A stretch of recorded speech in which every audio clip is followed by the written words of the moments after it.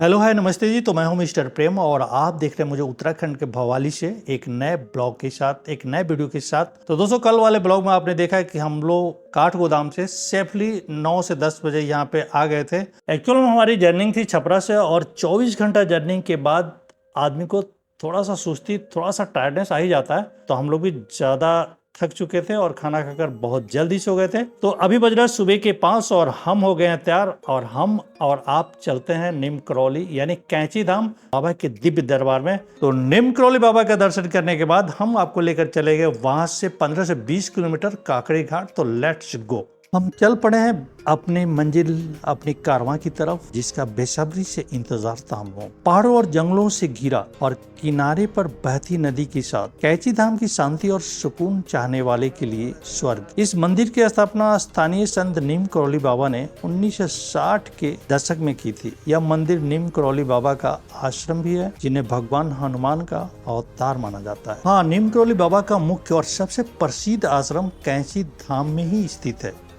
कैंची धाम से जुड़ी कुछ प्रमुख जानकारियां जो आपको जानना चाहिए। यह आश्रम उत्तराखंड के कुमाऊं क्षेत्र में नैनीताल जिले में नैनीताल अल्मोड़ा मार्ग पर स्थित है। यह नैनीताल शहर से लगभग 17 किलोमीटर और भवाली से 9 किलोमीटर दूर है। इस आश्रम और मंदिर का स्थापना स्वयं नीम करौली बाबा ने कराई थी। इस जगह का नाम कैंची इसलिए पड़ा क्योंकि यहाँ पहाड़ी सड़क पर दो तीखे मोड़ आते हैं जो आपस में मिलकर बिल्कुल अंग्रेजी के एस या हिंदी की कैंची के आकार जैसे दिखते हैं, जो एक दूसरे को काटते हैं। इसलिए इस जगह का नाम कैंची पड़ा और कैंची से कैंची धाम हो गया, जहाँ पे बाबा का दिव्य दरबार है यानी आश्रम। कैंची धाम में एक नदी है शिप्रा। ये देश की उल्टी बहने वाली नदी। इसके जल से चमत्कार दिखा चुके हैं नीम करौली वाला बाबा। भवाली से होकर बहने वाली शिप्रा नदी दक्षिण से उत्तर की तरफ बहती है। इस वजह से इस नदी का उत्तरावाहिनी कहा जाता है। यह नदी नीम करौली वाला बाबा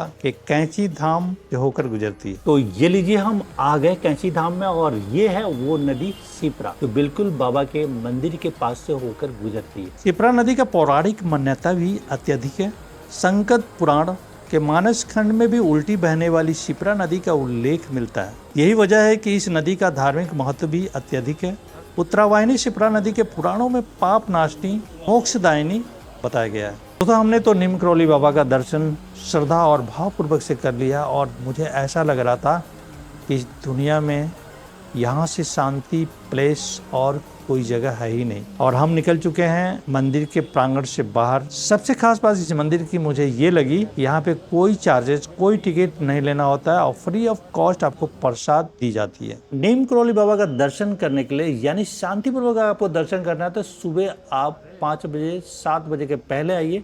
उसमें बिल्कुल भीड़ नहीं होता है और शांति पूर्वक आप दर्शन कर सकते हैं। उसके साथ आप आरती में भी सम्मिलित हो सकते हैं। इस मंदिर में दर्शन का समय सुबह 6:45 से लेकर के रात 8 बजे तक आप कर सकते हैं। मंदिर परिसर में चमड़े का सामान, शराब, पालतू जानवर, डॉग्स और मोबाइल फोन कैमरा ले जाना सख्त मना है। यदि आप आश्रम में रात भर रुकना चाहते हैं तो इसके लिए आपको कम से कम 1 महीना पहले आश्रम प्रबंधन को ईमेल लेकर अनुमति लेनी होगी। यहाँ कैसे पहुँचे, हाउ टू रीच? निकटम railway station Kathgodam railway station लगभग 37 किलोमीटर दूर। यहाँ से टैक्सी या बस से कैंची धाम पहुंचा जा सकता है। निकटम हवाई अड्डा पंतनगर एयरपोर्ट लगभग 65 से 75 किलोमीटर दूर। सड़क मार्ग से नैनीताल से कैंची धाम की दूरी लगभग 17 किलोमीटर है। दर्शन के लिए सबसे अच्छा समय मार्च से जून या सितंबर से नवंबर तक होता है, जब मौसम सुहाना रहता है। हे गाइस, अगर आप ट्रेन यानी काठगोदाम से कैंची धाम आते हैं तो सबसे सरल, सबसे सस्ता उपाय है कि आप 2 लोग हैं तो स्कूटी या बाइक हायर करें। ऐसे आप फैमिली के साथ हैं तो आपको टैक्सी हायर करनी पड़ेगी।